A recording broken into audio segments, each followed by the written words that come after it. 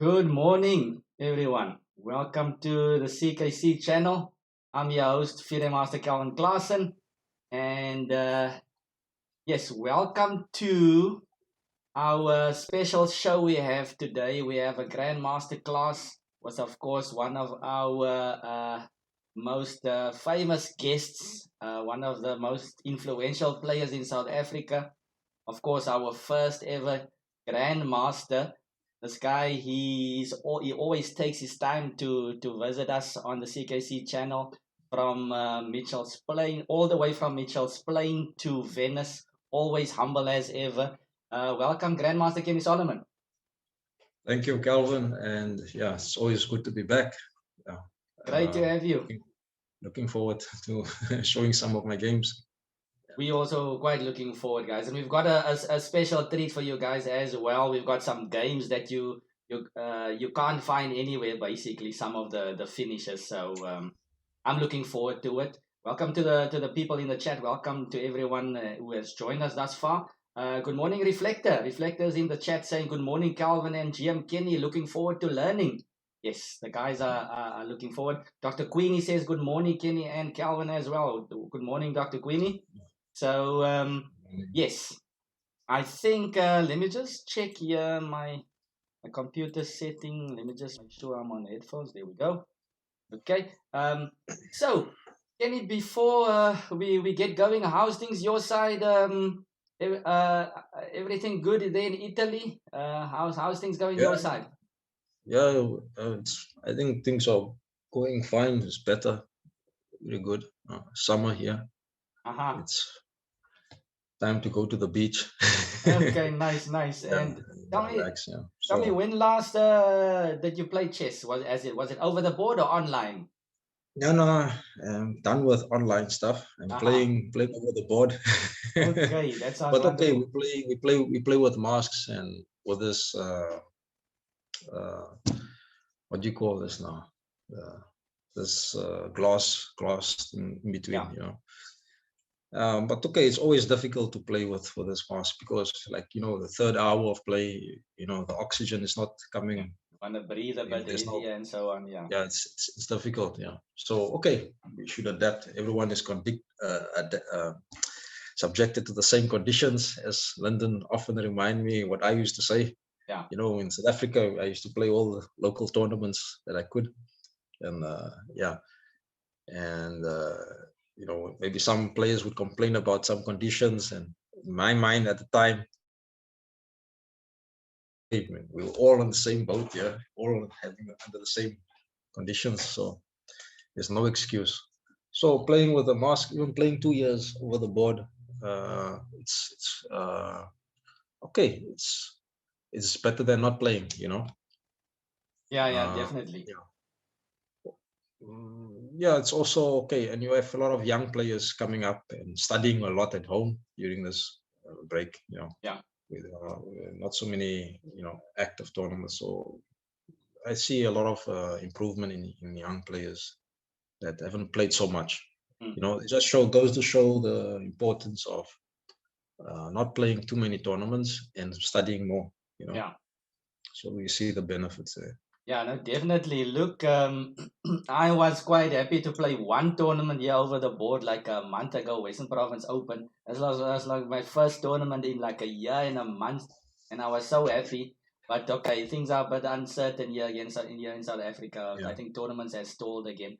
But I had I am Mabusela on my show but more than a month ago, and he was just saying the same thing. The youngsters have improved, and I don't know, this digital age that everybody can play a lot online and study as well.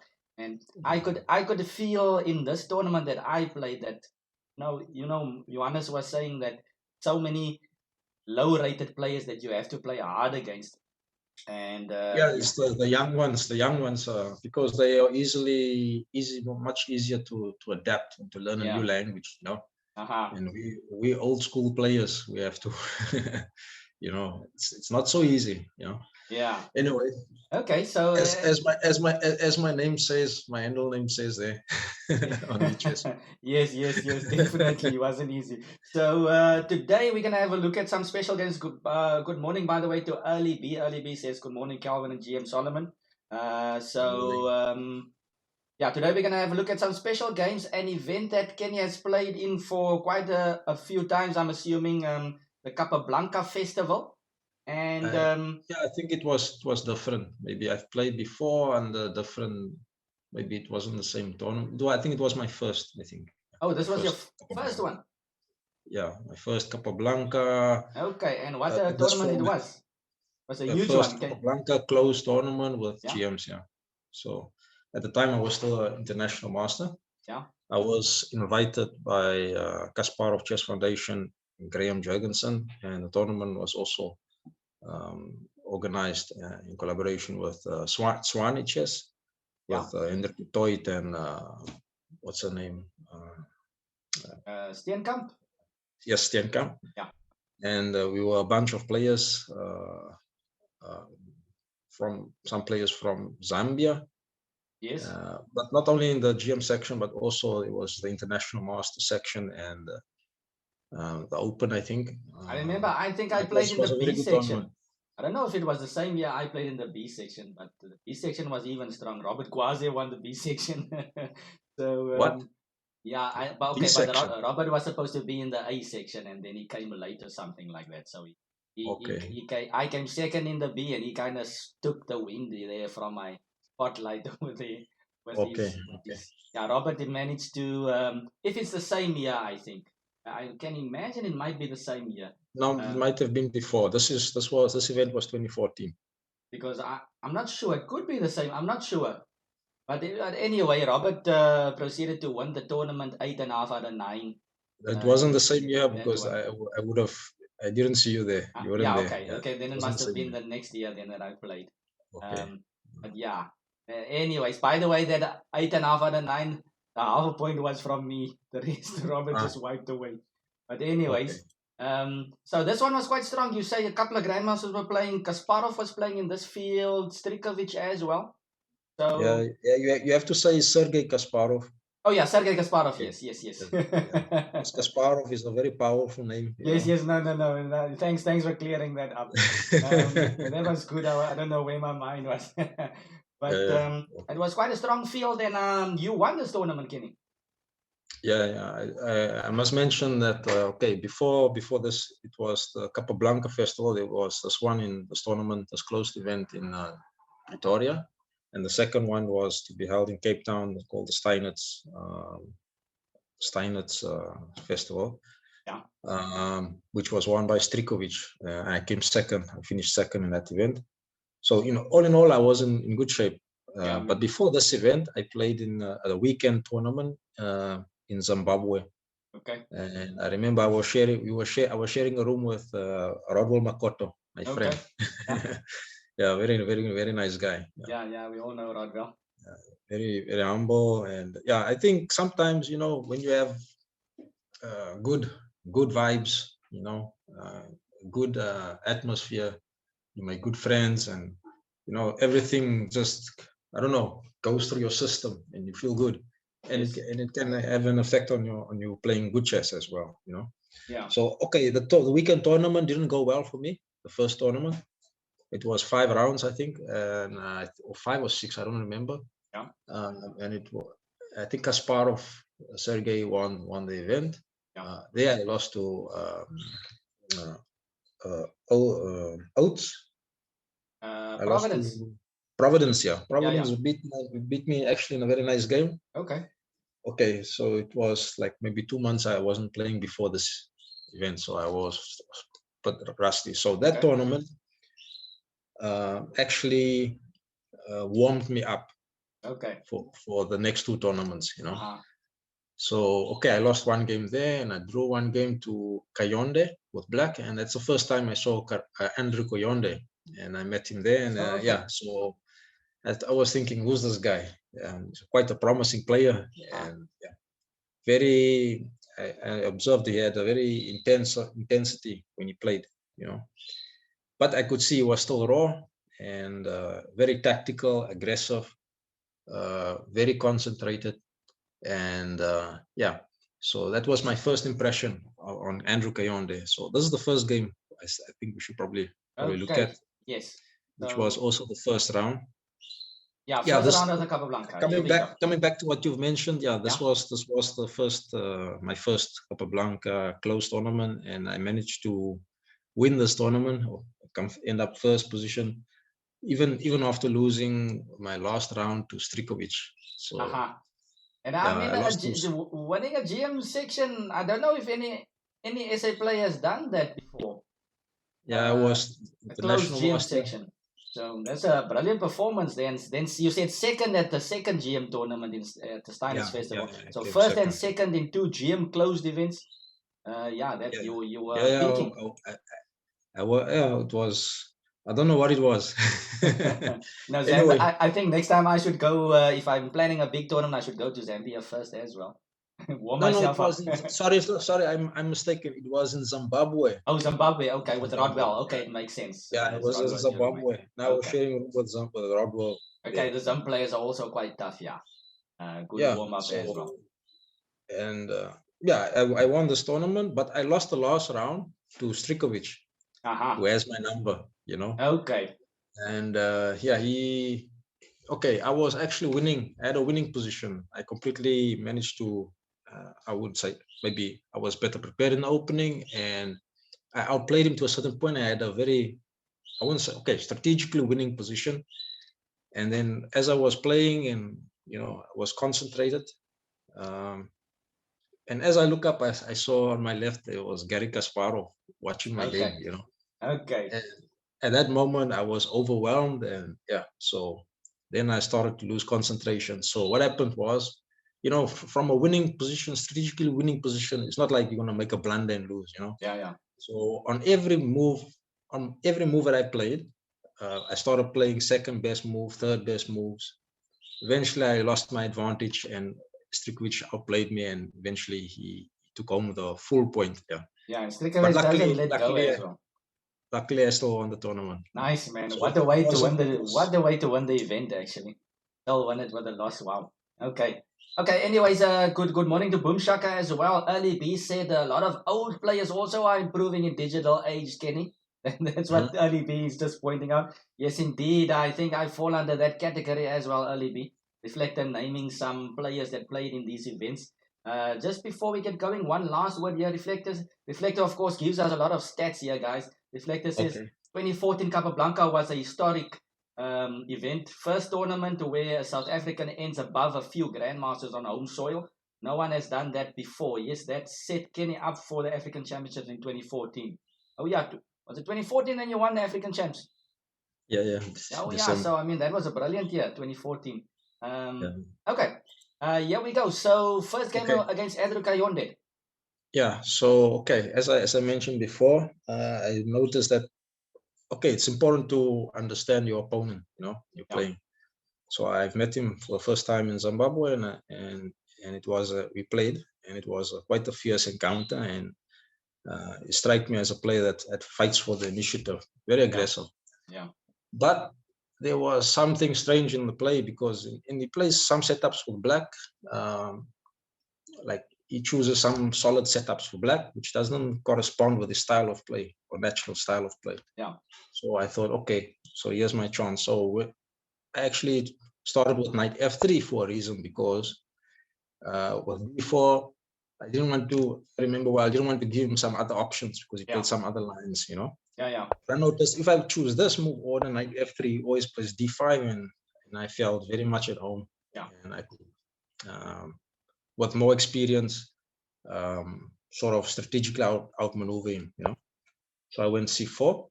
Yeah, and I remember this is quite standard stuff by you, Kenny. I mean, I remember in the old days still when I started watching you, this knight f3 is legendary with the c4 and stuff. So good to see knight f3 going here. So the idea is just to because I know with this exact move order, he enters the setup. Okay. And he likes the sledger setup, So d4, bishop g7. At the time I used to play h3. Okay. I think the main move is just to play bishop e2, and so bishop e2 is like the main move here. When you castles, and then castle, and then you wait for what black does, and then you can take on d5. Okay. Something like that. Okay. Okay, I liked h3 more at the time, you know. It's cutting out bishop g4 anyway. Yeah, and then bishop b3. Aha.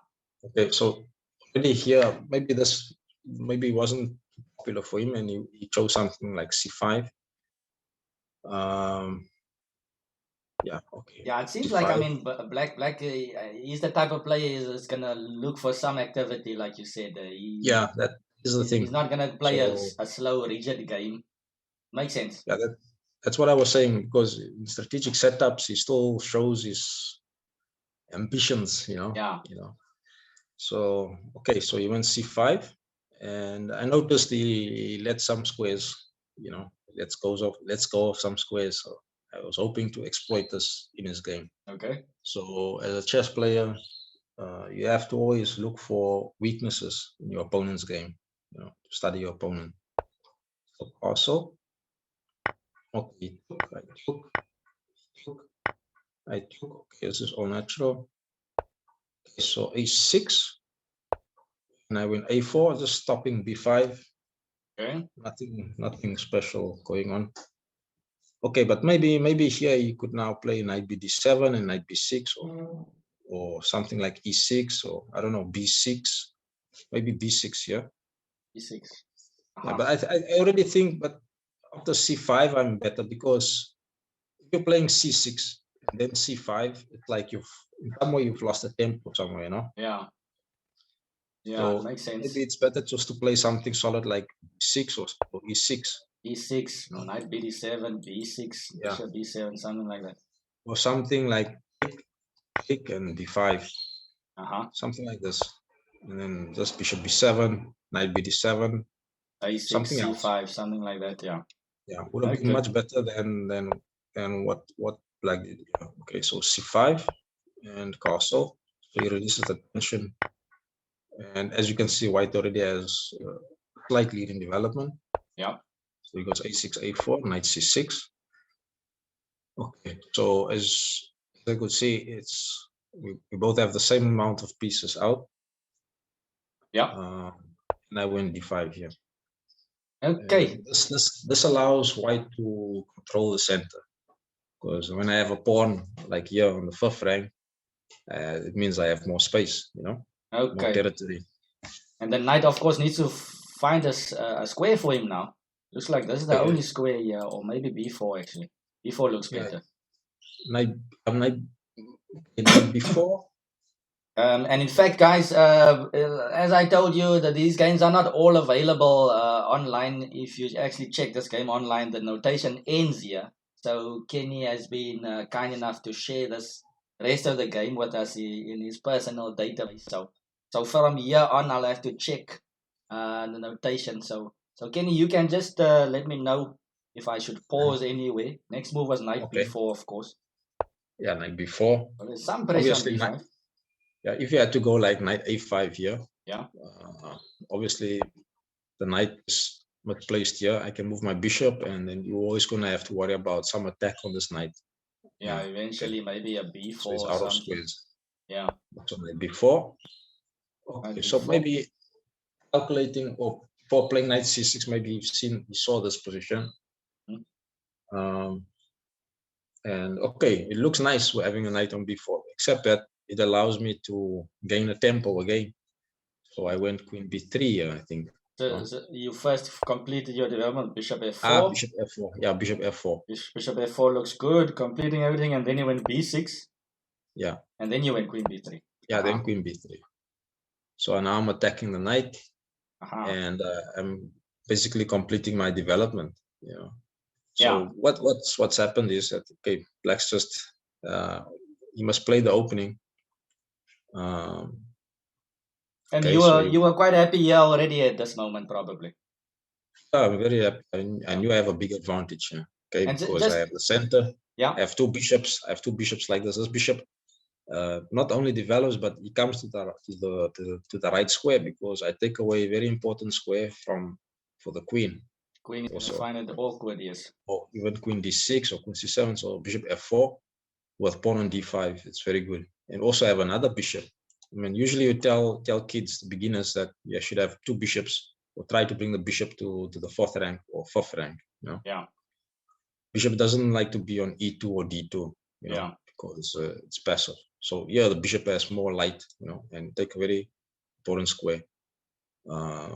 Okay, so I have both bishops like that. Okay, I have a pawn. It's isolated, but it's on the 5th rank, which is very strong, and takes away these squares away from his minor pieces. Okay, so okay, he has to play a5 here. I remember that.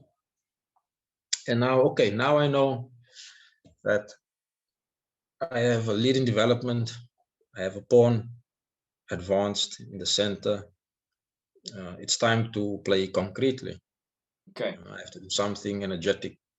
So what to do? I think I went knight e5 here. Yep, knight e5. So just if you weren't thinking concretely, obviously moves like rook d1 and rook e1 would come. Yeah, also I think also rook d1 was good, and even something like d6 might even be good. I don't know. Okay. But knight e5 I liked a lot, because knight e5 looks nice. I'm already I don't know, I say x-raying on f7. Okay. Okay, so that is the idea. Also, my knight looks beautifully posted on e5. It's in the center. Centralization. Yeah, basic stuff. Knights are loving these squares as well. Everything is available there. Okay, so knight e5. At the moment, black doesn't have any active move, and he's still behind in development. Okay, so he still has to bring out this guy, and his major pieces struggle to come into the game. You know. Yeah, I can see so things already, went wrong early. White is already deep in the middle game, and black is still in the opening. opening. Okay, so black played bishop b7 over here, just covering some squares and finishing his development. Yeah, so okay, so I felt like I have to play energetically here. So I think I went d6, if I'm not mistaken. Pawn to d6, and f7 is on fire. Yeah, f7, yeah. Immediately attacking f7. This tactics is very concrete play now, because his next move is forced. So he plays e6. And let's see. Okay, so now you need to maybe just explain to us what happened next. Like, how did you get to this concrete and calculation, or what's happening here? Yeah, the move suggests itself. I think it's the first move that will come into anybody's mind. Is knight takes f7. So I mean, if you have a battery like queen on b3, and bishop, there's battery here, and they're all concentrated on this. Sorry, you can just go back here on this pawn chain. There's a pawn chain, and we have 2 pieces hitting a pawn, and it's defended by 1. So I can get 2 pawns for a piece, but also because I have a knight here in the vicinity. I mean, this move is just natural. Knight f7. Okay, another good move can also be rook d1, but like I have to rush. No. Yeah, Reflector says in the chat, I don't know if he's referencing maybe a game that's similar or what. He says Solomon versus Abdel Nabi, 2003 African champs. Yeah. I had the queen on e2, bishop on c4, and knight took on f7. Yeah, something similar here. Shural says, can I got bishop e6 here? Bishop e6, was that a possibility, or is knight f7 just way better? Okay, bishop takes e6. Okay, you'll take king h8, and then I've given a bishop for 2 pawns, and then what is my I guess he wants to play knight f7, but black will probably just give up the rook, eh? Yeah, black will take, but okay, but now I've parted with my bishop. I don't like this too much, because you get 2 pieces for a rook, right? Yeah. 1, 2, and okay, I give up my white square bishop very early. Yeah. And he can maybe set up. Yeah, black has all his minor pieces on the board, which makes it very difficult. He can blockade on the light squares, yeah. Yeah, he can blockade, and the rooks are not entering so easily, because and he's got a lot of strong squares for his outposts. You know. Yeah. Doesn't look as effective. Knight takes f7. Yeah. Knight takes f7 is better. bishop takes e6. Okay, And now so I'm pinning. you got I some mean, I can initiative. take here still and have 2 pieces for a rook, but Yeah. at least this bishop is pinning him for quite some time. So he went queen f8. Queen f8. Of course, it's important when you calculate to check it. There's no interference like knight d5. The square is covered. Okay. So queen f8. So I was very happy because not only do I have 2 pieces for a rook, which is coming. Yeah. Okay. I also have a pass pawn on the 6th rank. Okay. Which And is very strong. He still needs to defend this guy the whole time as well. Yeah. He Queen has is to tied defend down. him. Yeah, he's tied down for a while. And so black basically not only has a problem with this pass pawn. Okay, it's not like this pawn is going to try and queen, you know. Yeah. This pawn is controlling 2 important squares, these 2 squares. And these 2 squares are on open files. Okay. So basically the plan is to somehow get a rook here or rook here to the support squares. Okay, that's the plan. Okay. Seeing that he's tied down, his queen is no longer the value of 9 points. Okay, so some life has been taken out of his position because the queen is passive. Yeah. His knights cannot move anywhere in the center. Okay, for tactical reasons. The pawn is weak, and I'm hoping somehow just to include my rooks into the game. Yeah. I mean, these are the only 2 pieces that are not working at the moment. So if I can include them into the game, it will be great. Yeah. So apart from that, the game now should play itself. You know. Yeah, that's what Alakine like to say in his comments in his books. Like, that he would like to say, okay, this was the most difficult move in the game. Yeah. And another comment would be, oh, I don't know if it was Capablanca or Alakine. Okay, now the game plays itself. I think it was Alakine. And I can see it makes sense because I mean the next couple of moves should be kind of asking. White's piece is just gonna ask for the moves basically. But black on the other hand, black is gonna have to find some difficult moves. It seems he needs to make some choices how to defend. So yeah, I mean that first leap is important, like you said. Okay. So Queen f8 I have was nothing played. concrete. So if I take the rook, queen takes, king takes is a favor for black, right? Yeah. So this bishop can do nothing, so I have to bring my rooks into the game. So I went rook fe1, if I remember well. Yeah, rook fe1. With some Black went bishop c6, trying to just keep an eye on everything there. Also, so specific threat is that I want to take on f7. Okay. Queen takes and rook e7 check. So I'm threatening the bishop with this. So I've developed with a threat. Okay. So bishop c6. Okay. So the only other piece that's not working is this rook. So I went rook d1. Naturally supporting the pass pawn. With the idea of d7 and bishop d6. Okay. So what did he play here? Rook a1 and then rook a7. Yeah, he's trying to stop d7. Okay, so I went knight b5, I think. Yeah, knight b5. Yeah, knight b5. Okay, I think white has some other options as well, but I felt like it's important to keep the momentum. You know, keep trying to enter the position. I have to play in my opponent's camp. Okay, so it's not so easy for him to. He cannot get out of the pin. Maybe his idea was also rook a7 is just to try and get h8 here. Yeah. So okay, so obviously you always ask this question: what is he trying to do? h8. Okay, then the next question: what can I do? Either to stop it or to threaten something or to do damage. You know, so knight b5. Knight b5. I mean, all the pieces are working, like rook, bishop, bishop. Okay, so just the knight needs to do something more. So knight b5. Knight b5, he played rook a d7. So just a question now. Let's say he played rook b7 here, trying to not give up an exchange back or anything like that. Maybe play knight c7 or something? No.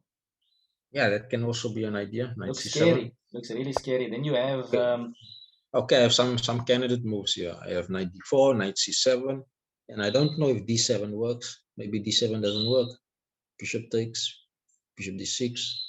Let's just check this move, d7. It looks scary as well. Because I'm threatening to queen, so you must chop. Yeah. Take, and I can take, and I pick up a rook, yeah. Okay, nice. Okay, that's one way to win. I think there are others as well. Okay, yeah, d7 is quite nice in that position, yeah. Forced. Welcome to Llewellyn J in the chat as well. Llewellyn says, hi, Calvin and GM Kenny. Hi, Llewellyn. So, yes. So rook d7, black is just trying to blockade now, even offering the exchange back there. Not back, yeah, giving his rook. I like my bishop so much that I just want to keep it there, you know. Bishop has choices. You can take either. Yeah. Okay, but I don't want to take it. I think even if I take, I'm better, you know. But that's one of the problems when you have a big advantage, is choosing between several good moves, maybe. Yeah. Or okay, so what's important here is the pin. This is much more important. Okay. Second is I have a pass pawn, and I'm trying to maximize my pieces, you know. So okay, what can I do? Okay, so I considered knight d4. I think I went knight c7. Knight c7, yeah. Yeah, knight c7. Because after I take one of the rooks, at least my knight can jump in at e6. Okay, and also it's just a pleasant. I was gonna say, this looks like a nightmare for black to find something here. Yeah, yeah. So and these knights are just innocent bystanders here. They're just eyeing the square that's unattainable. Yeah, all this came about because of the violation of opening principles. You know, so c6 and c5. Yeah. And also knight c6, knight b4. Yeah. Yeah, you know, that's actually quite important, especially for the youngsters. You know, sometimes you lose a game and you don't know where or how you lost it in. And then it's this type of small nuances in the opening where with the top players like yourself, you kind of exploit it very, very swiftly and sharply. Yeah, it's principles. And also good to hear. Also that okay, the thing is, maybe my choice of h3 bishop d3 immediately took him out of his book, you know. Yeah, limiting his so activity. When you're on your own, you have to improvise and you have to think, you know. So you also want to not just surprise your opponent, you want to take your opponent where you can see, where you can detect his weakness, you know. For example, in my opinion, he looking at his games, he was still raw strategically at the time. Yeah. Since then, I'm sure he's made a lot of progress. And this is what I was trying to exploit, the strategic or the positional side of chess, you know. Yeah. So, okay. So, by the way, good morning to Eric in the chat. And Reflector says, you're cooking things in the kitchen, Kenny. So yeah, nice. Okay. This is a braai, this one, man. Yeah, they're definitely smoking very. This is a braai. So knight c7 is on the board, and black has to come up with something. So black plays the quiet h6 move here, just trying to find something, just so that the clock can tick. No, he wants to get the king on h7. I think. Give it to h7. Is a huge difference between h7 and h8. Yeah, maybe he's thinking g5. And okay, now I have big advantage. So first thing I notice after h6 is the immediate drawback, which is g6. Yeah, the g6 is now weakened, and maybe you can exploit it. I can't exploit it immediately, but it's still a square. Yeah. So that's the first thing I notice. The square is weakened, and it's my move. So I mean, from h6, you cannot move his pieces. Yeah. Apart from h6, okay. Let's see. The knights can't jump. You want to try? Where can he move? The bishop doesn't really look like he can do anything. The rook is doing his job on d7 over there. This guy's stuck. The queen is stuck. Yeah. Okay. This is not looking so good. What about knight e4? Is that a move?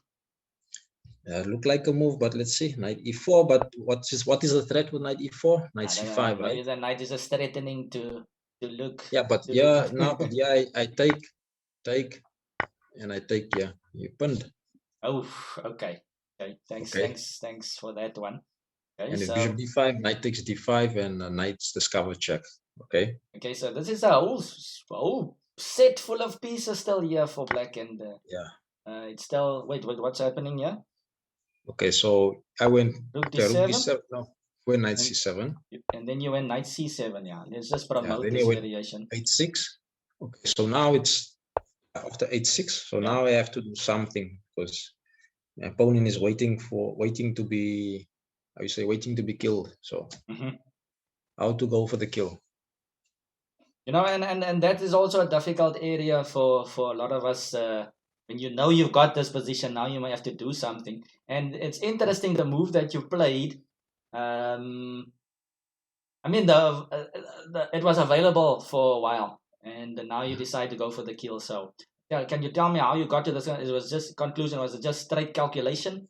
Or Yeah, it's calculation. I mean, it's when you go for the kill, you have to calculate. Yeah, that's the thing. So okay, if I remember, Reflector says bishop takes d7 in the chat. yeah, I think that's the move I played. I don't know if Reflector has memorized this game or what, or is Reflector just on form? Yeah, it's probably on form, huh? Yes. So takes. Takes, and then after bishop d7, bishop d7, and rook e7. Rook e7. Here we go. Yeah, that is the plan. So 7, he's still tied down, and they're still open. So, so black went knight c6 over here. Yeah, knight c6. Okay. Okay, so apart from knight c6, okay, I don't know what else we can do. But still, he cannot, for example, he cannot move this knight. He always has to worry about this bishop here. Okay, so maybe I first go bishop takes and then take on d7, or I can move my bishop away, threaten the pawn, and then threaten the bishop. So his position is slowly falling apart. You know. Yeah. Okay. So yeah, when rook e7, knight c6. So okay, what can I do? I cannot play there because he has the knight on f6. I went knight e6. Okay, so I'm threatening the queen. Oof, okay, so now he has to take. He has to capture. Yeah, and I took. You went rook takes. Yeah. So his pawn is hanging. Okay. I was gonna ask why not queen takes? Knight takes rook. Knight takes rook. Knight takes rook. Okay. I'm Pawn just takes asleep here. I'm just asleep here. The knight's eating the rook. That makes sense. Okay, yeah, so, rook takes. Yeah, rook takes. So basically, what I have is 2 pieces for rook, right? Yeah. You got 2 extra pawns. Yeah, but I have 2 extra pawns. Usually, 1 pawn is enough. And pressure. Win. Yeah. So yeah, it's just a winning position now because his pawns are weak. Yeah, b6 and g6. Okay, so he went. What did he play? After rook takes e6, he went knight d7. Yeah, knight d7. Okay, so now g6 drops. Yeah, g6 drops. Okay, rook on s7 is still pinned, so he went king h8, threatening the bishop on f4. Yeah, obviously, if he went king h7 here, I think I have queen c2. Queen c2 looks kind of nice. I hit the knight, and there's some tactics here. Nice. And if he plays knight b4, I have check and mate. Nice. Okay, so king h8. So I think I just took on h6. Yep, bishop h6. Basically, it's finished. Yeah, takes. He has to, I guess, remove that guy. Queen takes f7. Yeah, queen takes. So it's a rook versus 2 knights, but many pawns. So it's just easily winning. So I just have to make sure now that the knight doesn't have any tricky jumps. No f3. So there are various ways to win this game. So I just have to include my rook into the game. Queen e7, king g8. Yeah, I don't know if you can classify this as a nightmare. Maybe this is the other way around now. Queen c7. Queen c7. Yeah. Queen f4. Yeah. Rook e1. Rook e1 first. Yeah. It's important to keep an eye on both knights so that they can't move. Yeah. King f6. Queen c3. Queen takes a4. And f4. Nice finish f4. Of course, queen takes the run into rook f1. Yeah. Yeah, this And is he a resigned. nice game, Kenny. Yeah. Yeah. So yeah, you say your opponent just kind of slightly messed up in the opening just by losing a bit of time over there, and all of a sudden you've got an advanced pawn on d5, excellent development, and Yeah. it's also Yeah. important, like you said, to look concretely when you have that advantage of development and so on. You immediately jumped forward at 95 and then started applying pressure Yeah. directly. So Yeah. very Yeah, you have nice to game. observe your opponent. I mean, okay, I won't say I prepared him on that day. I think it was based on observing his play overall in the previous tournament. Yeah. So when you're up there close and you can see how players play, you can see, look at the games and see how they play. And I noticed he had this weaknesses, and I tried to exploit it with my Nice. choice of opening. And yeah, because when you can leave your opponent out of book, and also in a type of position that he doesn't play well, you'll make mistakes, so that's basically what happened. And the game wasn't too difficult for white. Yeah. So You say the most difficult part was probably the stuff before or up until knight f7. The rest was not I so. think the most difficult move might have been, I don't know, okay, queen b3 was natural. I don't know. I don't think it was a difficult game at all. Yeah, Basically, when I was thinking 10 minutes or so, it was more like checking the variations, Yeah, and So like you said, sometimes when you have so many nice variations to look at, just to make sure yeah, you choose have the to be right one is careful. It also. doesn't have tricks.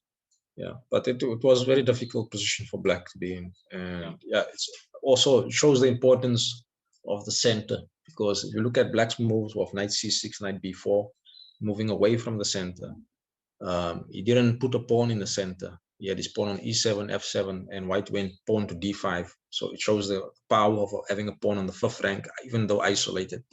Yeah, usually black wants to, in these standard openings, want to blockade that square if he can before you can push e5. Yeah. Okay, cool. Exactly. Okay. Reflector says, any questions? Kayonde has won since then. Kayonde since then won the Zambian Championship 5 times and was a close finisher. Okay, what's this antivirus thing popping up here, guys? And was a close finisher at the 2016 African Champs. Yeah, I remember that one. Yeah, Kayonde has definitely improved after that. He's definitely a top player in Uganda, Reflector says. J Extra says GM Kenny is strong. That's his only words. Thanks, J Extra. And he redeemed some points. He actually highlighted it there in the chat. Welcome everyone. If you're just tuning in, by the way, we have just finished the first game of GM Kenny Solomon, showing us his first round at the second round, first or second First round, round. first round of the Capablanca Yeah. GM section, Okay. 2014. And Yes. if you are tuned in and you're new to the show, guys, don't forget to press the follow button, and you'll stay up to date to my shows and so on. Okay, so which game are we looking at next? Okay, let's look at Emojong. Okay. If I can change, should we flip the board or? Yeah, you can flip it your side. I'll also flip my side. So you've got the black pieces here against Elijah Emojong. He's from he's from Uganda. Uganda, yeah, I know. I think I met him once. He's a nice guy as well. Very nice guy. Remember. I actually shared the room with him during this tournament. Yeah. Oh, okay. It's always tough playing your roommate as well. Good morning, Shahid, in the chat as well. You play your roommate and you have to play and finish. Yeah. It's clear. Yeah, you have some roommates who make draws, So, play. I remember the African Championship. I was sharing a room with Henry. Yeah. And he beat me there in 2011. Yeah, it's always tough playing your roommate. Yeah, he beat me there. Okay, and then the next one, okay, in the Steinert side. Okay, it doesn't matter. We played a game. It's also a nice game we played. Okay. We played in the Steinert's championship, which I won. Okay. Yeah, Yeah, no, we nice all know game. about that rivalry. And the Always funny healthy. thing, not funny thing, but okay, what I noticed is in these two tournaments, the games that I won was always connected, or was when I had either, I think where I had a rook was for two minor pieces, where I made some sacrifice or involved to get the rook against two minor pieces. For example, There's an interesting sec actually. yeah. So the previous game that you saw now with Kayonde, it was you saw a rook with two against two pieces. You Yeah. know, the game I won against Makoto in the same event was also a rook, where the rook with black. I had rook versus, or I had two minor pieces, or no, a rook for two minor pieces, but I had two pawns. And also against Henry in the Capablanca Steinitz Festival, I won. I also had something similar with the rook. I must say Two it's not minor the pieces. easiest sec to play. I recall watching some DVD from Adrian Mikkelchishen or something like that, the way he actually shows different type of sacrifices or different type of strategies, and he highlighted this one of giving up your two minor pieces for a rook, and he showed us one or two examples of Mikhail Tal actually doing it. So Tal was Yeah. also some games known Yeah. for doing that. Yeah. I think what's important is that you have to have, if you're the one having the rook, you have to have your rook very active. Okay. And you must at least have a pawn. It's simple as that. Yeah. And in the end game, it's no trouble for that. Your rook needs to have room. Yeah. Because if it doesn't have room or squares to enter the opponent's territory, you cannot do any damage. You know. So that's the thing. And if there are like four minor pieces on the board and it's still the middle game, it's still way too early to give up a rook. No, to get the two minor, to give up the, how you say, this is confusing. To have the rook against two minor pieces, let's just make it simple as that. Yeah. So you need to have more room. There should be fewer pieces on the board, and then makes sense. the rook will outweigh the minor pieces. In fact, at the last game I lost, not the last, I don't know if it was the last one, but at the last Olympiad I played, I actually lost to Rodwell Makoto finally. Yeah. Finally, he had this sweet victory. Yeah. And he was the one who had the rook versus the two minor pieces, I think. Yeah. Was it this end game now? But okay. I think it was that one. I was also there in that match actually. Yeah. I think it was that one. Some Dutch setup, Stonewall setup or something. So you had a nice revenge there. Yeah. On the same theme. So it happens though. So okay, so here we go. This was now later on in the tournament. So where do you flip the board here?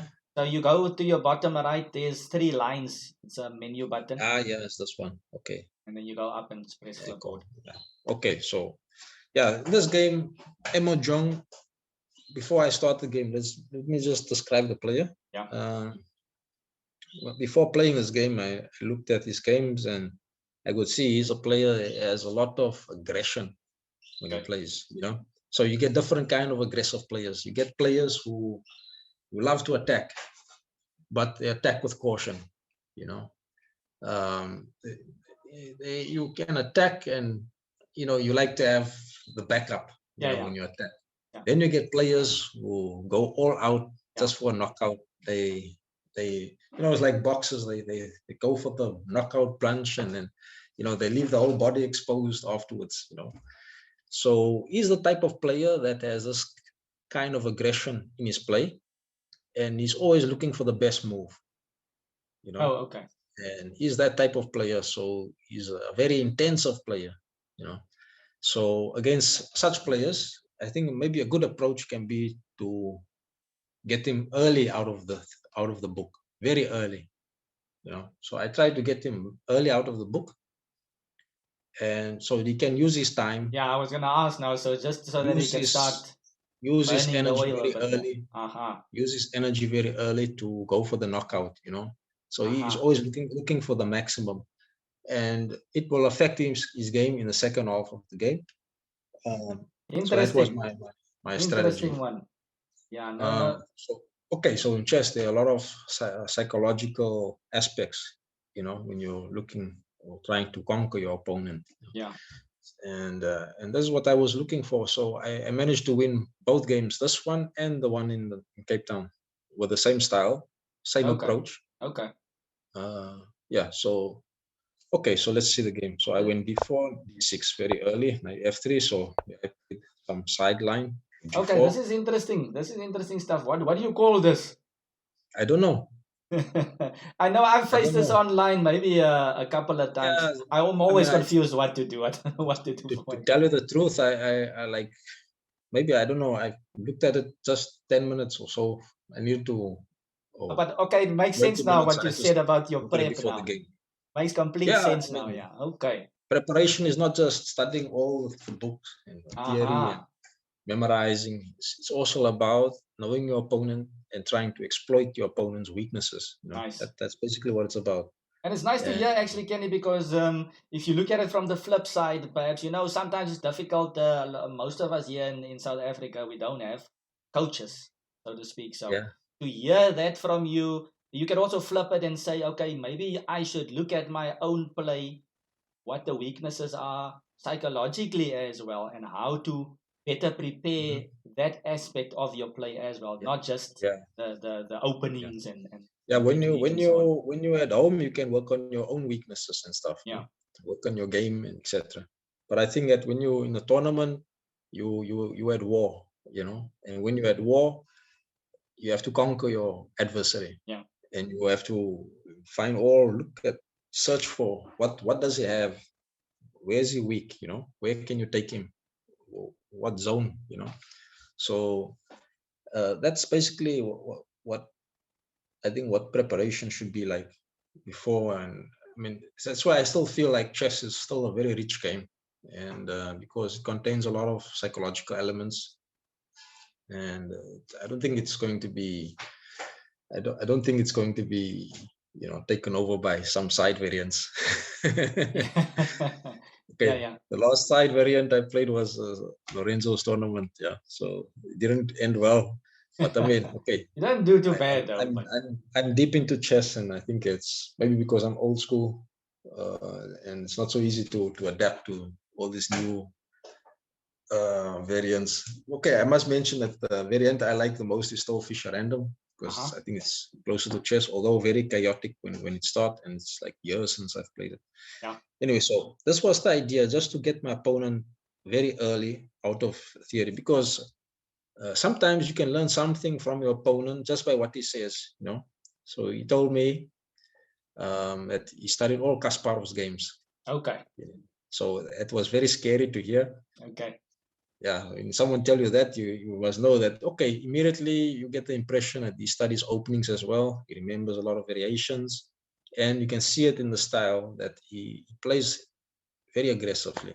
So I thought, okay, I have And to that- get him and quickly and, out of and the book. I don't recall any Kasparov game where they played Bishop G4, by the way. So he's out of book immediately. Yeah, it's immediately knight d7, and yeah, he went knight g5. He spent quite some time, then he Okay. went knight g5. So Okay. immediately was looking for a knockout blow. Yeah. And to be honest, I don't know what's going on.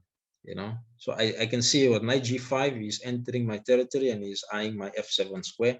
Yeah. So he has ideas of queen b3 or c4, queen b3, and hitting b7. Okay, so yeah, I went bishop h5, which was not the best move. I think the best move was just to um, ignore him. But Okay. again, here you can see I didn't know the theory. Yeah. Maybe I should. My weakness can be, and still is probably, for over the years, it's just openings. I was never good at openings. So queen b3, Okay. and then I have to protect this f7 pawn, and then maybe now I can play something like, I don't know, knight h6, and queen takes b7, and rook b8 or something. Or maybe you should first take, Like on take, E5, yeah. take. I was worried about some stuff like taking my pawn, but okay, rook b8. And I think a player like, for example, Watu, You I would think enjoy he this. was actually the one who suggested Yeah, that makes this sense. type of play. You play this. But for me, it's not so Yeah, natural, yeah, yeah. because it's You not know what? my natural You know style. what? I can imagine myself. I can just ask what to, but what to? Queen B7, Queen I7. Aren't you a pawn down? And Watu will just say it's just a position. It's just a position. So yeah, Yeah, because I can black hear him say that. actually black has a big advantage here Yeah, because it's got it all looks his good. pieces in the game. Yeah, makes sense. So it's true. It's true. Okay. So this can be also thanks to or because of difference of style of play. Yeah. So I'm not used to this. I went bishop. So immediately I went bishop h5. He went queen b3 still. I went rook b8. I still went to go protect this pawn. I mean, it looks like something I would have played. This looks nice and neat and tidy. Yeah, but you know why? It's because you don't see formation in the pawn structure. You understand? The pawns are still on the starting position, so it feels like I can still set up his structure, and maybe it gives you the impression he can still complete his development. Yeah. And you don't see a fixed square to go to for your pieces, so that can be the reason. So okay. Almost feels like a Fischer random type of start here. Yeah, I have to protect the pawn. But I remember my opponent, he felt very confident and he was playing. He played very well. I must give him credit. He played really. This is the best move, g4. Okay, what's happening here? Bishop g4, and then f7 is hanging. That's queen f7. Yeah. So h4. So he's threatening h5. So I must play h5. So already I'm I say in boxing terms against the rope. Yeah. So he goes f4. Oof, this guy is really going for it here. Okay. He plays really well. But he burns the bridges. Yeah, no, it's not burning bridges, but I mean he spent a lot of time and energy at this stage of the game because remember he has to find these moves on his own. It's not like he remembered these moves. Yeah. So hg, and he goes h5. Okay, maybe here he could play some. I think f5 was a better move, if I'm not mistaken. Yeah, that was much better. So here he started to go wrong. f5. So this was the best move. Bishop h5, and then e4, and here white has a big advantage. It looks nice, the center, yeah. It looks nice. Yeah, it looks nice because maybe it wasn't concrete enough. Yeah. So if something is not concrete, it's not so easy to go for it. So remember, sometimes you are pushed by inertia. There's inertia. Like if you play a type of move like this, like, okay, look at this move. Knight g5, boom, it's already concrete. It's threatening queen b3. Okay, so you're going in a certain direction. Queen b3, okay, rook b8, I defend. g4, like a punch. Yeah. g6, h4, very concrete. h5, f4, like I have to play only move. It's going blow for blow here. Yeah, you can see it's coming from here. h5. So you see, by inertia, he went in the same direction, but the best move here is something more quiet, which is more positional. 5.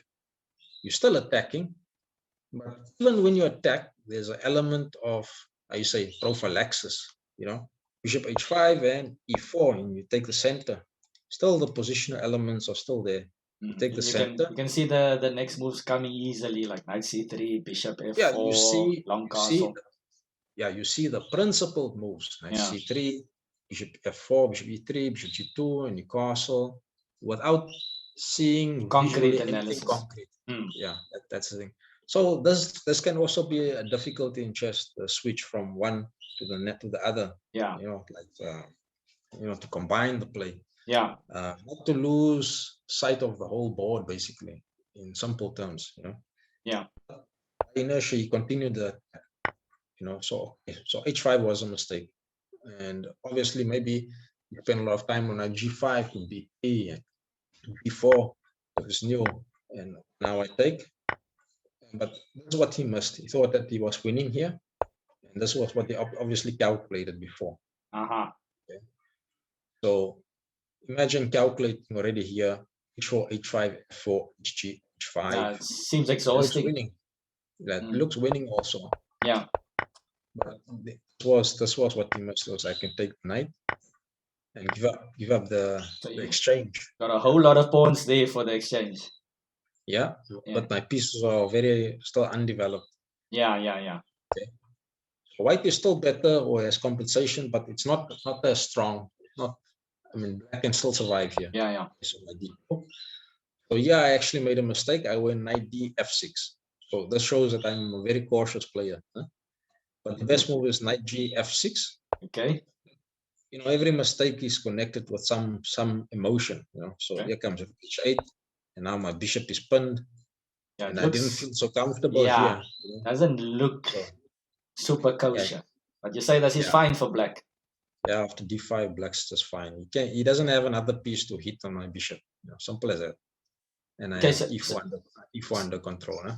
so what's black doing here? Black's probably just playing e6 and going c5 eventually and just casually continuing the game or what? c5 No, maybe I immediately. have to go. No, I have to get my queen out like c6 and queen b6. Aha. Okay, and just neutralize that side. Yeah, No, okay. this bishop can stay here. Yeah, usually just It chilling can there with stay your there. king. I have to get my queen out, exchange queens. Yeah, as soon as queen's off the board, you're happy.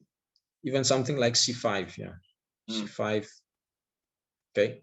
Okay. So okay, let's not analyze this game too heavy. Yeah. Because what I want to emphasize is the approach to the game.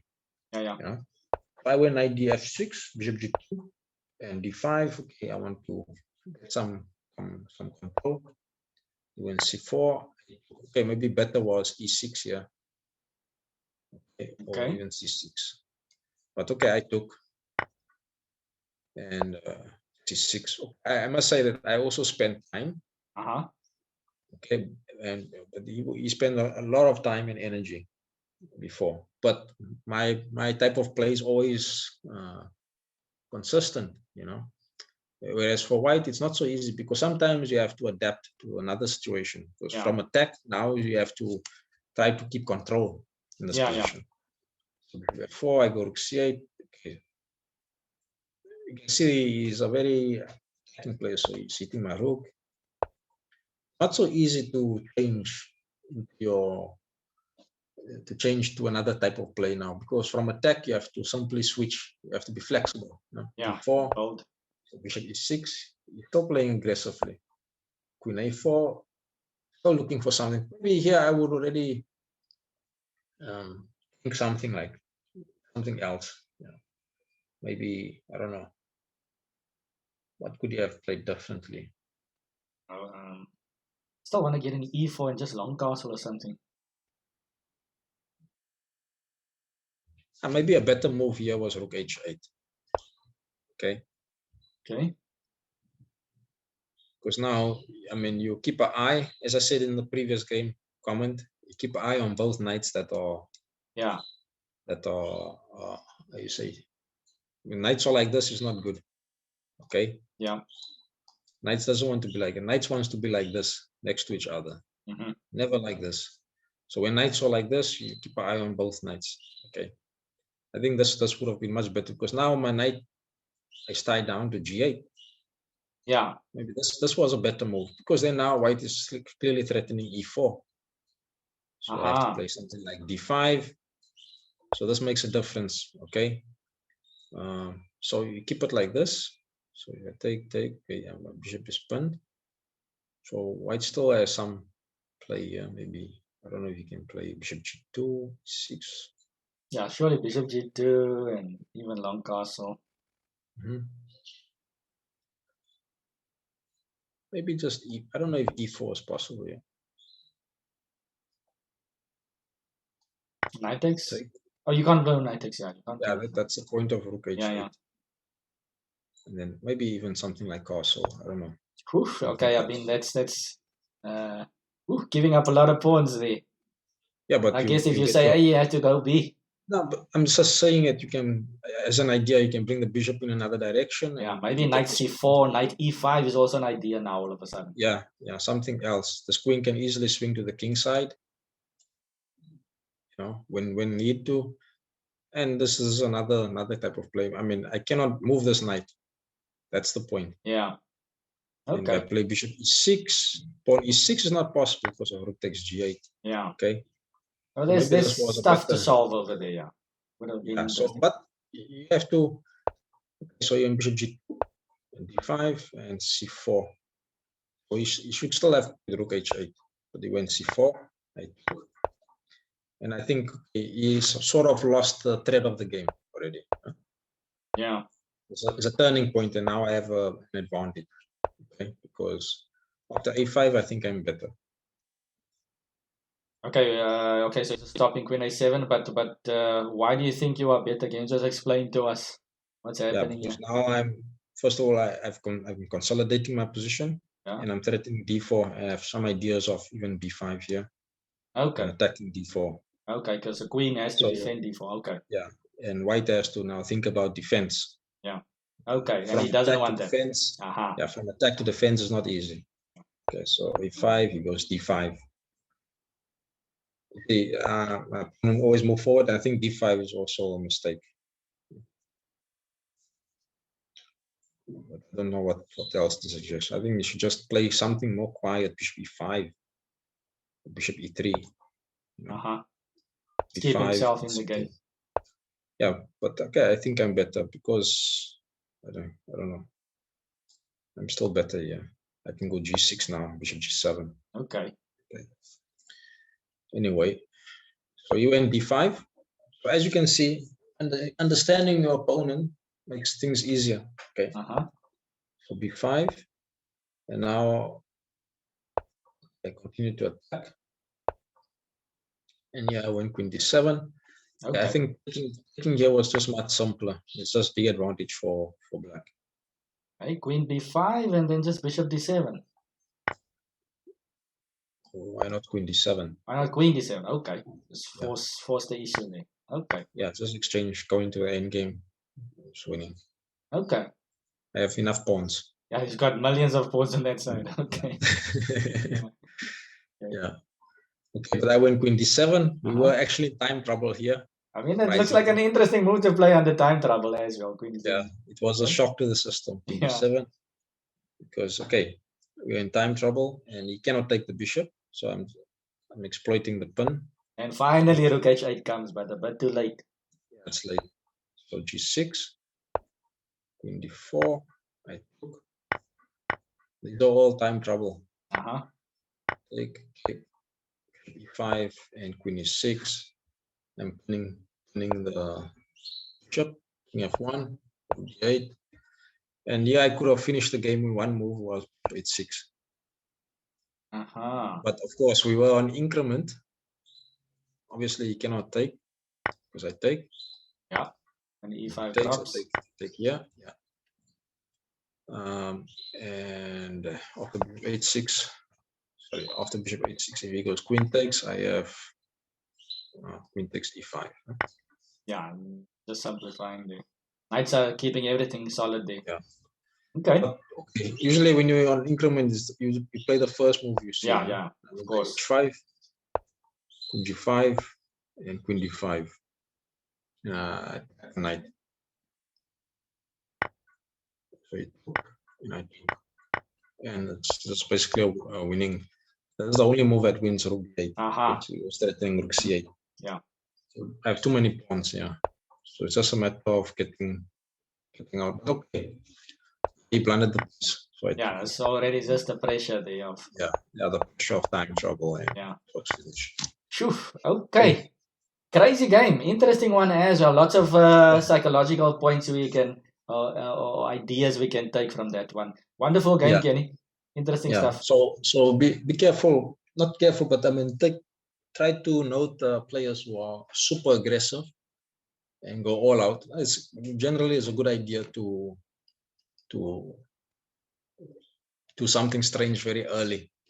You know, even if it's not your advantage over the board, there's some practical benefits. Very interesting stuff. Very interesting stuff. Okay. And great but game.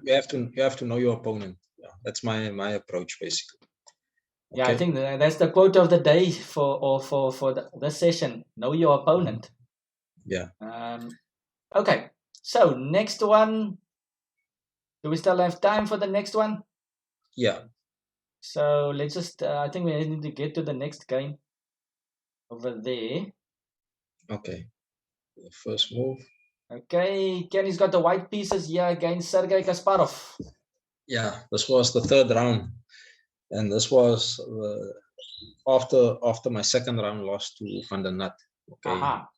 Yeah, so I lost the second round. It was my only loss in the tournament, and then I managed to win 3 in a row. Yeah. That's quite useful in such a tough section. Yeah, it's very important to recover after a loss. When you lose a game, losing is part of life, part of the game. It's important to immediately understand what went wrong, in my opinion, and to note what you will do differently in the next game. Yeah. So a lot of players try to forget the loss, and a lot of people also suggest that when you lose a game, try to forget the game. But my approach is that if you lose a game, and I tell my students as well, don't try to forget the game.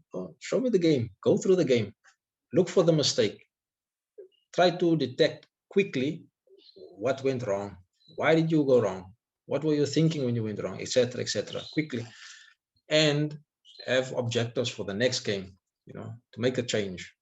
And I think this is very constructive. Yeah, I think that's so important, Kenny, because my students as well. The most popular thing for the youngsters, they always want, when they want to show you a game, they want to show you wins, want to show you victories. Wins. They hide from the losses, but that's where you improve.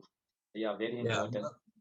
I mean, it's okay to show games that you also win, but you should try to be objective and also try to even find mistakes in those games that you win. Yeah. If it's an interesting game, it's good. But okay, if you lose a game during a tournament, and a lot of players struggle to cope with losses during a tournament. And myself as well, I've struggled. Very unpleasant feeling to lose. I mean, I know what it's like to lose. I lose quite often, So when you lose a game, it's important to try quickly. You don't want to forget the game and go home after the tournament and then discover what your weaknesses were and what was wrong. Do it immediately, because then maybe you can still be in time to fix it. You don't repeat it in the next 2 rounds from now, 3 rounds from now. Or it can also be something in your thinking tendency you can fix immediately or change. So look at the game immediately and try to improve right there and fix it. So what I normally do after I lose, I go through the game, I analyze it, maybe an hour or so, and I think that's what helped me for my next. I actually won 3 games after this. And then, Kenny, I just have a question for you. Just a quick question.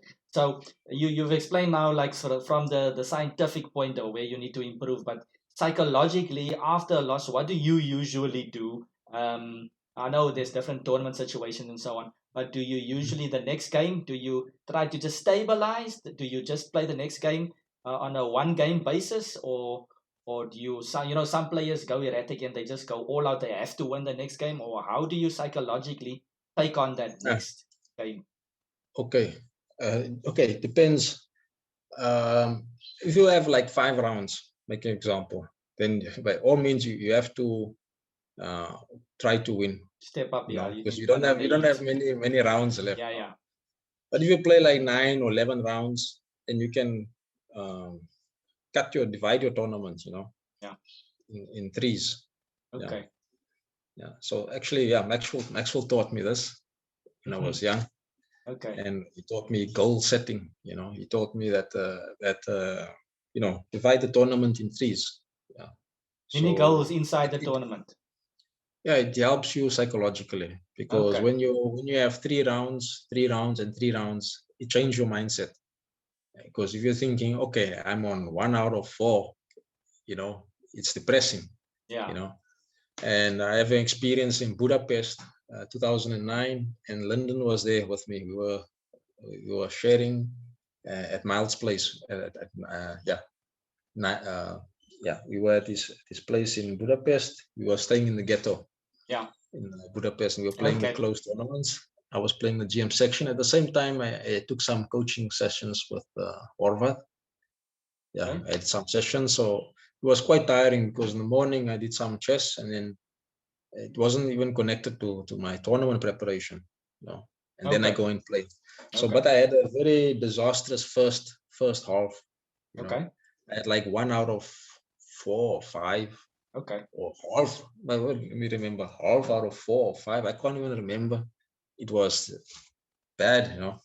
But it can be because the competition is tough, and I was taking some lessons in the mornings which weren't connected to preparation, and and it was tiring. So I decided, okay, enough of this. So the next 5 rounds, I still have 5 rounds left, Yeah. And I decided that now I'm on 0 out of 0. I'm playing a new tournament. Yeah, I'm playing a new tournament. And when you play a new tournament, it changes everything, because now you think, oh, I'm on, when you're eating and you say, yes, man, I'm on half out of 5 here. Yeah. It changes, you affect it. Very, But if very. you say I'm on 0 out of 0 for the next 5 rounds, and then what happened? I scored like 4.5 out of 5. Wow. Or 3.5 out of 4, if I don't remember. So I ended up with -1 overall in the tournament, But if I had another attitude and I thought, okay, maybe I have 1.5, maybe if I didn't have that right attitude, the tournament could have been even more disastrous, Nice. So I did good damage control. Nice. So, for example, now I've played another 9-round event, and I couldn't make it for the first round, so I entered the tournament I entered the second round in the event. Okay. So I had 0 out of 1. Is this now recently? Yeah. Okay. So I told myself, okay, for the first 3 rounds, okay, I have 0 out of 1. So let me try and make 2 out of 3. I can win 2 games and come 2 to 3. Instead, I made 1.5 out of 3. Okay. 1.5 out of 3 is okay. Okay, so let's try the next 3 rounds. They didn't go well. I made 1.5 out of 3. You see? Okay, nice. So I had 50%.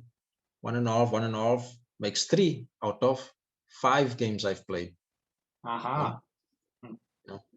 1.5 out of 3, 1.5 out of 3. Oh, it's 3 out of 6. In reality, I played 5 games, but the score is 3. I had 50% out of 6. Okay. 6 rounds. Okay. You see? Yeah.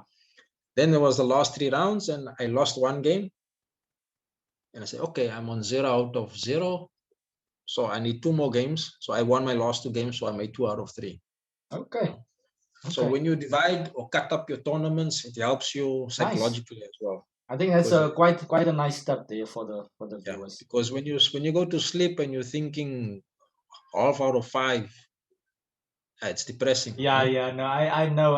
If you're thinking, okay, but that half out of 5 can also be a result of the attitude after 3 rounds. So you can say, okay, I have 0 out of 3.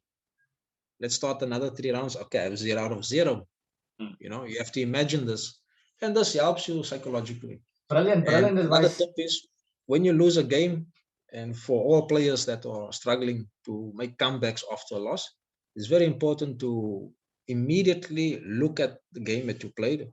Try to understand the root of the error, the mistake, and do it immediately, because that you can repair, fix the job, fix it up there, and go with a goal in the next round connected to the game that you lost. Like maybe you lost because you time trouble. Maybe you were in time trouble because you had problems in the opening, or maybe there is a root somewhere, and you try to understand the cause. And now your objective for the next game is not just to get a point, but your objective is to play differently. Your objective is to play more quiet, because in that game I took too much risk. So my goal is to play quiet chess. But now your goal isn't just connected to the result; it's more connected with the process. And because of this, you play better. You play better. Okay. So, for example, when I lost the second round to Van der Nut, I realized that I broke principles in the opening. I was putting my knight on a5. I didn't look at the opening properly. All those reasons. And I took the goals connected to fixing that game in my next game, and I just started to play better. So that's what happened basically. Must use that and just improve from that. Okay. Yeah, you have to. The goal must be connected to the game. Yeah, and this way you play much better. Kenny, just before we get going, I just want to read two small things over here. Reflector saying very important loss discussion. Many players don't recover from losses. Scariest name. What up, Scariest name? You're regular on our show as well. He says, Scariest name gives us a quote over here. If you know the enemy and know yourself, you need not fear the result of 100 battles. Sun Tzu, The Art of War. Yeah. Yeah, Sun Tzu. I've read that. And by the way, guys, Here's my copy. Okay. There's my copy as well. So it's good quote Yeah. there, Scariest name. I read that book 15 years ago. Aha. Very important. Okay. And then J Extra said GM Kenny. Okay. Okay, we can maybe ask this at the end of you can maybe first show us Yeah. the game. And Yeah. yeah. Okay, let's get going. We'll get to Okay. the chat later on. So some players play the same system all the time. Aha. And yeah, I found my opponent playing the same system all the time. So it was very easy to prepare. Yeah. Okay. Usually you prepare maybe 1 hour or 2 hours. But for this game, I prepared like 3 hours because I knew he's going to play only this, you know. Okay. It's either this or the Benko, you know. Aha. Hey, he wanted to be solid. So he plays. I was preparing because I saw in some other lines he likes this queen c7 and immediately e5. So I prepared this a3, queen c7, b4. Okay, you can also go g6 first and then g7. Okay. Actually, I prepared queen c7 and I was expecting g6 and bishop g7 here. Okay. I also looked at what if he plays e5 because he's never played this before and he plays it here. Okay. You know? What to do if he plays e5? Okay, and I went a4. Okay. So you have to ask these questions. What if he plays there? You have to have that curiosity. Yes. You know. About the question. So I went a4 according to what I prepared. Okay, rook b8. Okay, I looked at bishop b7. I looked at other moves. Rook b8. I took, and I took. And up to here was my preparation in this variation. Obviously, there were many other variations to look at. I also looked at what if he plays e4 first, you know, 92 and then rook b8. And then I remember that I have some ideas with playing f3, you know. Okay. And black has to be very careful because sometimes white can sacrifice a knight and have 2 pawns for a piece, you know. For example, bishop d3, let's say, okay, maybe not in this system. Maybe not, I'm getting confused here. Maybe with the bishop on b7, you have to be careful of some sacrifice like this. E5 and you get those pawns running. Yeah, but in any case, in this case, white is doing good here because I have the a file and I have the king side. This bishop is going to come to g3 at some point. Typical French defense stuff. Yeah. So white is just much better. Yeah. And black has no play. So this was quite dubious. So you should play g6, bishop g7, and castle and prepare it. You know, 5 is very dubious. So I take, and my preparation ends here. So sometimes you can prepare something with the computer, doesn't mean you understand what's going on. Yeah. So from here I was on my own. Okay. I think that idea is that if he goes queen c7 over the board, I realize that I can play e4. Okay. Takes and I take, and I think I'm just much better here because at some point bishop f4 is going to bishop come. f4. Oh yeah, bishop f4. Yeah, and then d6 square is very weak. And also we have e file, d file open. So if I get my rook in, there are some ideas here, but I think black is in trouble. Black is in trouble. Maybe bishop e7. Maybe I can play here already immediately. No, I can't because of bishop takes d6. So what can I play? Maybe just check. And I think white is doing good here. Two bishops. No, I'm liking this. Okay. Anyway, so what does he play? He plays queen takes, and I took b7. I win bishop f4, d8. Normal move bishop d3, controlling the e4 square, bishop e7. I castle. Why castle in the endgame? Sometimes you want to put your king in the center. Yeah. But you must remember, you're not completely in the endgame because there are 3 minor pieces on the board, 2 rooks. So I still have some middle game features. Yeah, some middle game spices on the board. Yeah. Okay. So you have to be careful with your king. So castle. Just because you exchange queens early doesn't mean it's an endgame. Okay, so he castles. Okay, so obviously I developed the rook.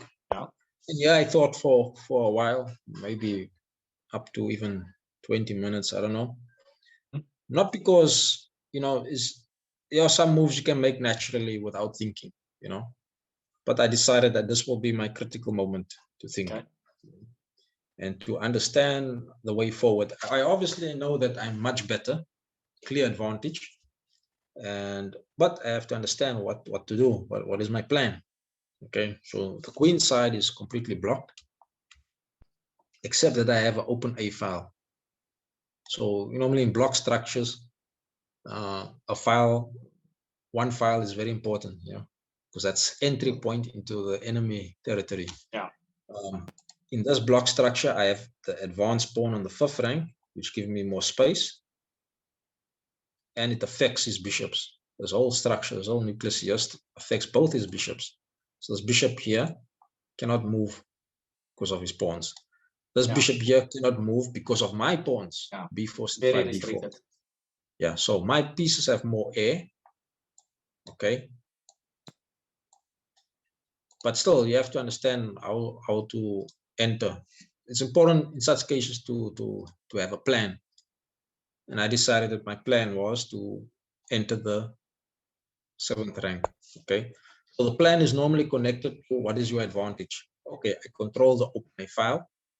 What is the plan? Enter with the rook. I think this is taught in my system. Yeah, rook must come to the 7th rank. Okay. And you notice black can't go rook a8 here to challenge you because the e7 bishop is still hanging. Eh? Yeah, e7 bishop is hanging. Yeah. So you went king f8. Okay, that explains a bit. No, I went here rook e1. Okay. Oh, okay. And I'm controlling the a file. I wonder, can't we insert this somehow? His notation was wrong there. Rook d1. Okay. Okay. Usually on chess base you can just press insert, but now I think we have to just continue entering the moves ourselves. Okay. So white here has control of the a file, and the next step, as you can see, I mean, the rooks like to do things at the same time. If one rook controls a file, the other rook wants to be on the same square, so you double the rooks. So and the next plan is obviously to double rooks now on the 7th rank. Aha. So if you have 2 rooks on the board, both rooks want to be on the 7th rank, not just one. Seventh heaven. Okay, so black went h6 over there. Yeah, I think I played here. What did I play? F3. Went bishop c7. Yeah, okay. I'm improving my bishop. So in bishop e5. Yep. And also threatening the knight, or threatening the bishop on d7. But bishop takes knight and rook takes d7. So he goes rook e d8. Yep. I went f3. Okay, so you first did a little shuffle over there. I did the principle of do not hurry. Yeah. You just torturing your opponent a bit over there. Yeah, he offered me a draw. I declined. I went f3. Nice. I like it. The squeeze. Yeah, the squeeze is starting. Yeah. I like this. Is the only possibility to get counterplay is to enter with the knight e4. So f3 is very important. F3. So you went knight e8. Woof, black is just squished up over here. Okay, so after knight e8, the bishop is defended only once. So now it's my opportunity to grab to double up on the 7th rank, because now he doesn't have rook a8 because I can take, and the bishop falls because after knight e8 now there's no defense for the bishop on b7. And the rook a3, Kenny. What happens after rook a3 then? After takes. Rook a3. Okay, maybe I just take on b5, d5 here. Yeah, you can just take and then take on b5, and lots of pawns. Okay. So rook b7, nice. So you went bishop f6 instead. So rook b7, bishop f6. He has to do something. Yeah. Okay, so obviously I double. Then he went bishop takes bishop. Yeah. Pawn takes and bishop e6. Yeah, bishop e6. Okay. Obviously, if he doesn't take, he plays like bishop e6. I think I have ideas of f4, f5 coming. Okay. Basically, I'm targeting f7. Okay, so he had to take on e5 and then bishop e6. As you can see, the most difficult move in the game here is to find the correct plan, which is rook a7. which isn't difficult. This is the most difficult move in the game, to be honest. After you find the correct plan, once you have a very big advantage, the game should play itself. You know. So, for example, sorry, Yeah, so rook A1. A1. There we go. Let's just promote this Yeah. whole line. Yeah. So we get here all these moves like F3 is all natural moves. Rook D7 is very simple. Yeah. Very simple. So obviously, after bishop E6, black wants to play D4 and bishop C4. Okay. To get some kind of counterplay. Okay, so I've already maximized my rooks, targeting F7, but bishop is defending it. So you start to look at ideas of bishop F5, but it's just not working because he just leaves it. He can go king G8, or he can play D4. And then you start to look at the other minor piece. Okay, this knight's not doing anything, so knight E2. That's what I played. So my idea is obviously to go knight to D4. Knight D4 looks good, yeah. Just to seal the position and go clamp on F4. there, Yeah, clamp and F4, F5. So he goes D4, desperate move. And yeah, I went knight F4. Oh, yeah. He went bishop B3. Okay, maybe even bishop C4 doesn't change anything. But you can take on F7. Yeah, I can also play E6 here. Ah, okay. Maybe you don't even want to allow those pawns to run. Yeah. Okay. So bishop B3. Okay. I went bishop F5. But maybe simpler was just to play E6 here. It's just winning. Because if he plays bishop takes, I don't know. Maybe I can play this. Oof. But I have to be careful of some tricks. Knight F6 maybe. Yeah, knight F6. I have rook F7 check and knight on E7. Oh, knight on E7. Yeah. Thing is, only shot is this. Maybe run. Yeah. To run. But you can take and play on C6, but it's getting slightly murky. Yeah, but it should be good. No. But it's also winning. Ah, you take first. Yeah. Okay. Yeah, but it should be winning. Yeah. Should be winning for me. Yeah. And, okay, but it's gonna be a long game. I don't want that. Yeah. Okay, so I mean, when you have such a, and this is also the difficulty. You don't want to lose some of your advantage. Huh? Yeah. You don't want the game to drag out another 20 moves, 30 moves. When you have such a pleasant position, you have to look for the quickest way to win. Okay. So I saw bishop F5, rook A8. Yeah. And then E6. Very natural. Okay, threatening E7 on top of it. Yeah, E7 check. This is the threat. Okay, so he goes rook D B8. Yeah. I took. And I G6. Obviously now I'm threatening mate in 2. Cute mate over there. Oof. Yeah. Okay. So he went knight F6 and I went rook G7 and he jumped up his chair. Ah, his mate. Wow. Okay. Yeah. Clear domination over there the whole game through. So you say E5 was not so great and E5 looked like the most natural move there for black, but it seemed to be a mistake, you say? Yeah, it's a mistake in this position.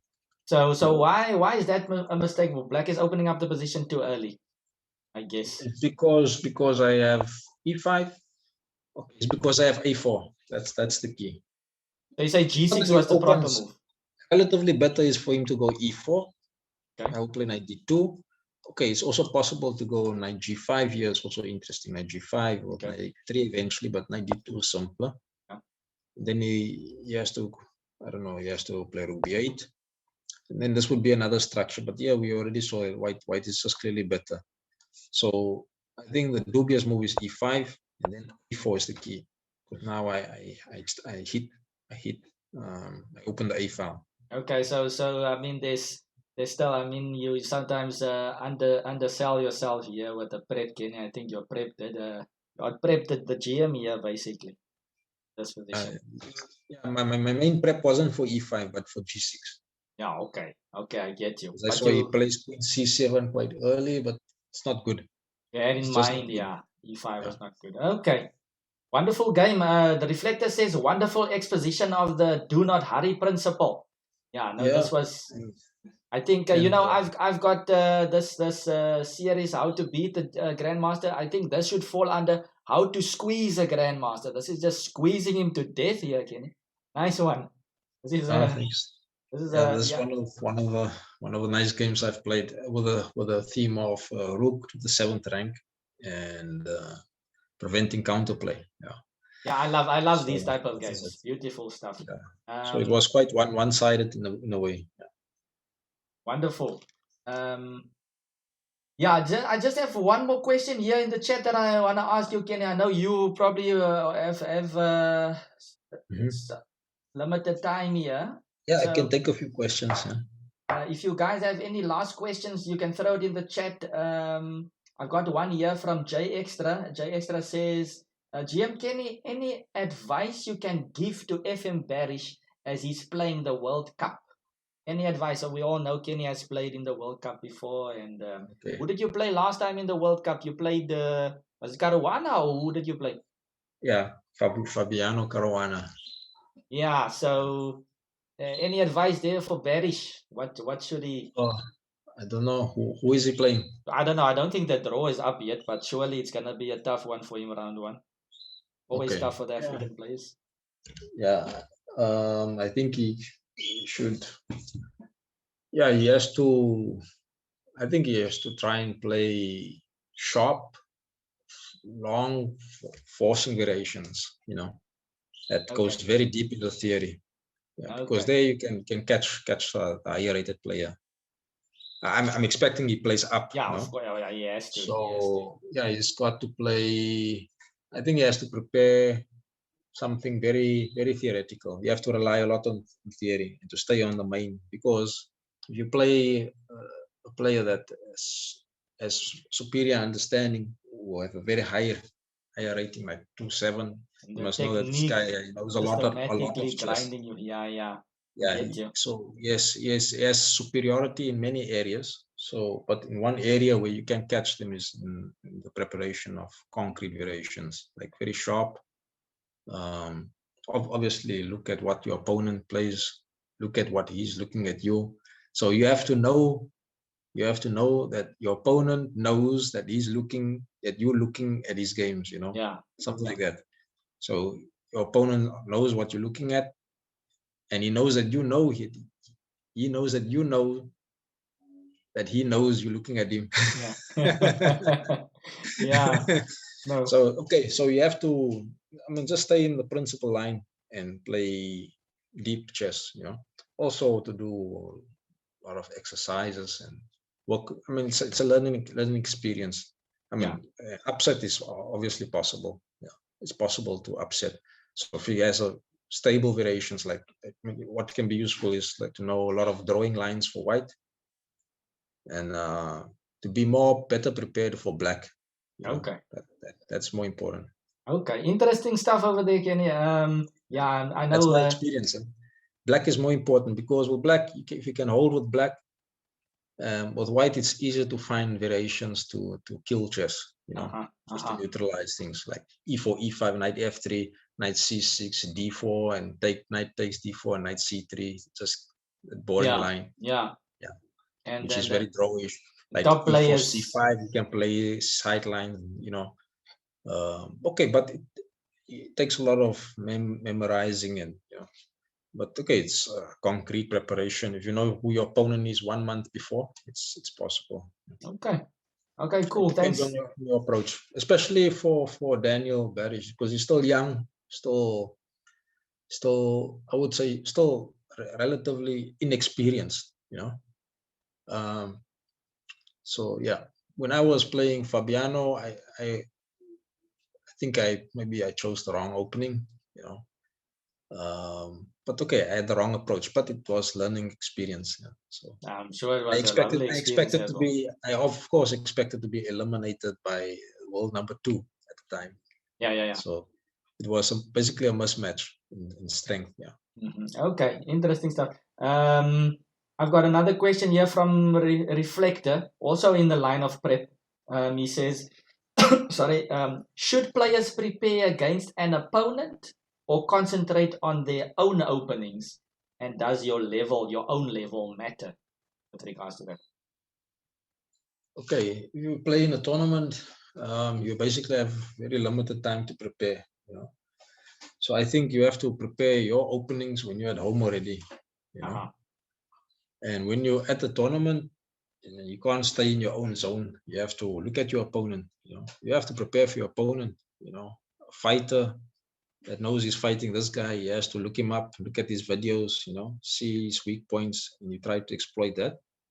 But obviously, it depends also on who you're playing and what is the differences in strength. If there's a huge difference,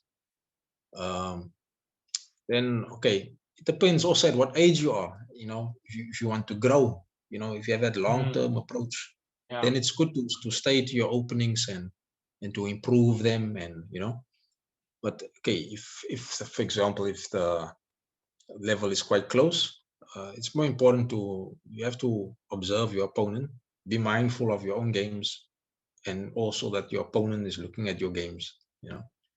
And knowing that your opponent is looking at your games, you already know where you're going to change. Yeah. So that is it. Nice. Okay. Thanks, Kenny. So just thanks for today, for taking out your time. We know you're a busy guy. You got a family as well, and kids. Yes. So we really appreciate you taking your time off to join us. Always a pleasure. My wife is now at a tournament with some of the kids. Oh, okay. Our chess club, so I'm quite involved with chess players, young chess players in my community. So I'm nice. I'm a very physical guy in sense that I believe that, okay, I don't like too distant, having too, I believe that you should do something like close by. Like, I have some young players in my chess club that I want to, grow. Nice. So, that's great to hear. But I'll tell, for example, some of the questions that you just posed me, for young players, for example, it's different. They have to play, and you have to nurture them also psychologically. They look at the games, analyze the games, improve the opening. They have to grow, basically. Yeah. And chess players who are adults and already experienced players that play quite often, they have to also make a lot of changes in order to improve. But there's more maturity in their play. There's differences. So the approach is not to grow there. The approach is more like, they want results. Yeah. So that's it. Okay. Oh, and in the chat, Reflector says, thanks, GM Kenny. Dr. Queenie says, thank you for showing your games, Kenny. Greetings to the family. So, thank you. Yeah, no, thanks everyone for tuning in as well. And once again, thanks to Grandmaster Kenny Solomon for showing us a couple of his victories of the tournament, 2014 Casablanca GM Festival that he won. So it's been brilliant. I think a lot of good advice and tips that you can take from this session. I like the psychological aspects of it. So thanks so much, Kenny, and looking forward to seeing more brilliant games and victories from your side. And all the best to you on your side. And you must enjoy the rest of your day, Kenny. Thanks everyone for tuning in. Calvin, and thanks to the rest of the chess community in South Africa. It's been a pleasure, and I hope everyone can learn. There's something that we can take home and learn something. I know that the games weren't too analytical, maybe a little bit one-sided, or maybe it looked a bit easy.